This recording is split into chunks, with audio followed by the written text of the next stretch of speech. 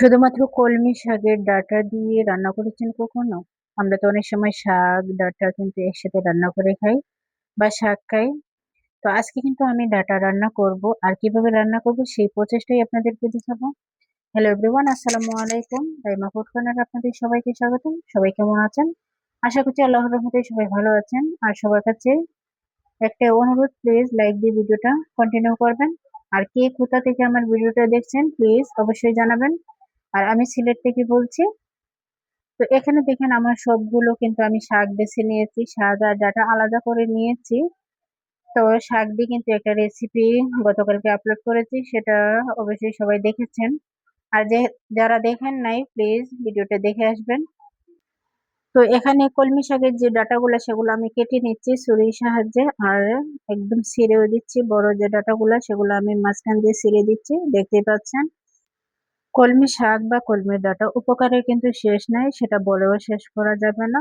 আর তাছাড়া আমরা সবাই জানি শাকসবজির মধ্যে কিন্তু প্রচুর পরিমাণে ভিটামিন থাকে, আমার শরীরের জন্য কিন্তু অনেক ভালো।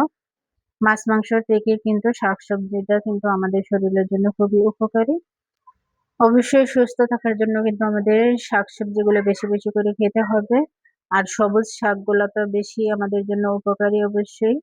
তো আমি দেখেন সবগুলো কিন্তু কেটে নিচ্ছি, সুন্দরভাবে কিন্তু কেটে নিচ্ছে। আর এটা খুবই টাটকা সবজি ছিল, কিছুক্ষণ আগেই ওঠানো, কিছুক্ষণ আগেই ক্ষেত থেকে তোলা এই টাটকা সবজিটা। আর টাটকা সবজি কিন্তু খেতে ভালো লাগে। তো আমার দেখেন সবগুলো কিন্তু আমি কেটে নিচ্ছি, আর খুবই ভালো লাগছিল কাটতে। কিন্তু আমি বেশ অনেকগুলো নিয়েছি ডাটা এখানে। আর এই ডাটা দিয়ে কিন্তু আমি সবজি রান্না করব শুধু। তো আপনারা আমার ভিডিওটা প্লিজ ফুল ওয়াচ করে দেখবেন, ভিডিওটা এত বড় করে নাই। প্লিজ একটু ধৈর্য সহকারে ফুল ওয়াচ করে দেবেন, আমি আপনাদের ভিডিওগুলো ফুল ওয়াচ করে দেখবো ইনশাল্লাহ। আর অবশ্যই লাইক দিতে ভুলবেন না। প্লিজ একটা লাইক দিয়ে ভিডিওটা কন্টিনিউ করবেন, আর শেষ পর্যন্ত দেখার চেষ্টা করবেন অবশ্যই। আর আপনারা এই রান্নাটা করেছেন কিনা অবশ্যই জানাবেন। তো তার জন্য আমার কি কি লাগছে সেটা আমি দেখিয়ে দিচ্ছি। তো কলমি ডাঁটার সাথে কিন্তু আমি মাছ দেব, তার জন্য আমি 4টা টুকরা মাছ নিয়েছি। তার সাথে আমি পেঁয়াজ কুচি নিয়েছি, দেখেন এখানে। আর কাঁচামরিচ নিয়েছি। তার সাথে আমি আবার কিছু আলু দিয়ে দেব, আর কাঁঠালের বিচি, তো সেটাও কিভাবে কেটে নিয়েছি দেখতেই পেয়েছেন। তো এখন রান্না পর্যায়ে চলে যাই। এই সবজিটা খেতে কিন্তু খুবই দারুণ লাগে, শুধুমাত্র ডাঁটা দিয়ে খুবই ভালো লাগে খেতে। তো এখন তেলটা গরম হয়ে গেলে কাঁচামরিচ আর পেঁয়াজ কুচিটা আমি দিয়ে নাড়াচাড়া করে নেব। অবশ্যই প্লিজ ভিডিওটা স্কিপ করে দেখবেন না, টেনে টেনে দেখবেন না, বা অল্প দেখে চলে যাবেন না, বের হয়ে যাবেন না কমেন্ট রেখে শুধুমাত্র। এতে কিন্তু চ্যানেলের ক্ষতি হয়। আর অবশ্যই জেনে শুনে তো কেউ কারো ক্ষতি করবেন না প্লিজ। আমরা সবাই এগিয়ে যেতে চাই, সবাই সবার পাশে থাকবেন ইনশাল্লাহ, আমিও আপনাদের পাশে থাকবো। তো দেখেন আমার পেঁয়াজটা কিন্তু ভাজা হয়ে গেছে, তো আমি কিছু লবণ দিয়েছি পরিমাণ মতো। আর এখানে 1 চামচ আমি মরিচ গুঁড়ো দিয়েছি, 1 চামচ হলুদ গুঁড়ো দিয়েছি, আর হাফ চামচ আমি জিরা গুঁড়ো দিয়েছি। এখানে আর অন্য কোনো মশলা আমি ব্যবহার করব না, এখানে খুবই সামান্য পরিমাণ মশলা আমি দিয়েছি। একটু পানি দিয়ে মশলাটাকে আমি কষিয়ে নেব। তো মশলাটাকে দেখেন আমি কষিয়ে নিয়েছি। এখানে এখন মাছ 4 পিস সেটা আমি দিয়ে দেব, দিয়ে একটু নাড়াচাড়া করে নেব, মশলার সাথে একটু ভাজা ভাজা করে নেব। তো আমার রান্নার ভিডিওগুলো কেমন লাগে আপনাদের কাছে অবশ্যই জানাবেন, অবশ্যই কমেন্ট রেখে আসবেন, আমি আপনাদের কমেন্টের রিপ্লাই দিয়ে দেব। তো দেখেন এখানে ভাজা ভাজা কিন্তু আমার হয়ে গেছে। এখন আমি সবজি, যেটা আলু আর কাঁঠালের বিচিটা কেটে রেখেছিলাম সেটা আমি দিয়ে দিচ্ছি, দিয়ে একটু নাড়াচাড়া করে নেব এটা। তো আমার কিন্তু পাইপেনটা ছোট হয়ে গেছে, এখন আমি কড়াইতে দিয়ে দিলাম, পাইপেনে যেহেতু জায়গা হচ্ছিল না। এই যে এখন আমি ডাটাটাও দিয়ে দিলাম, আর ডাটাটার কালারটা দেখতেই পাচ্ছেন, মাশাআল্লাহ অনেকটা সুন্দর কিন্তু, একদম টাটকা সবজি।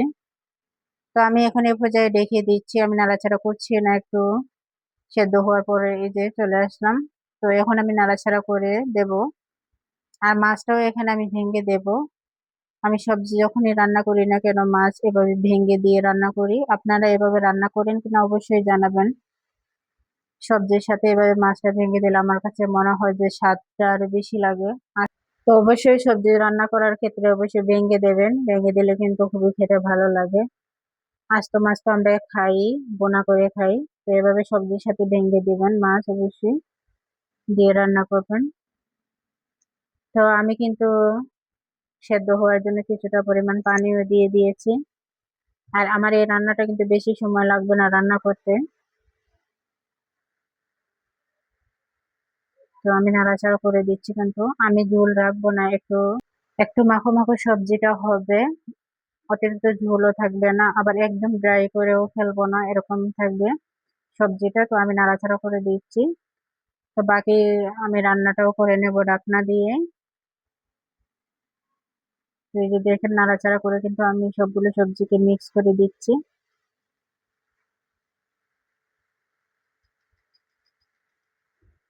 তো আবার আমি আরো 5 মিনিট রান্না করে নেব, ঢাকনা দিয়ে রেখে দিলাম। আমার চ্যানেলে নতুন বন্ধু হয়ে থাকলে সাবস্ক্রাইব করে পাশে থাকবেন, অলরেডি যারা সাবস্ক্রাইব করে দিয়েছেন তাদেরকে অসংখ্য ধন্যবাদ।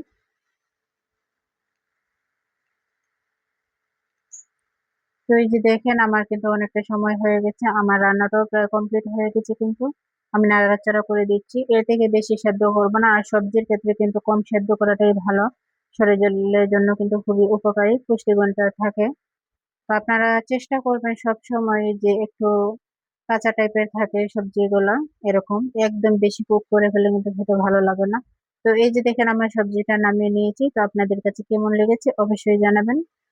তো এই ছিল ভিডিও আমার আজকের মতন, সবাই থেকে বিদায় নিচ্ছি। সবাই ভালো থাকবেন, সুস্থ থাকবেন, আল্লাহ হাফেজ, আসসালামু আলাইকুম।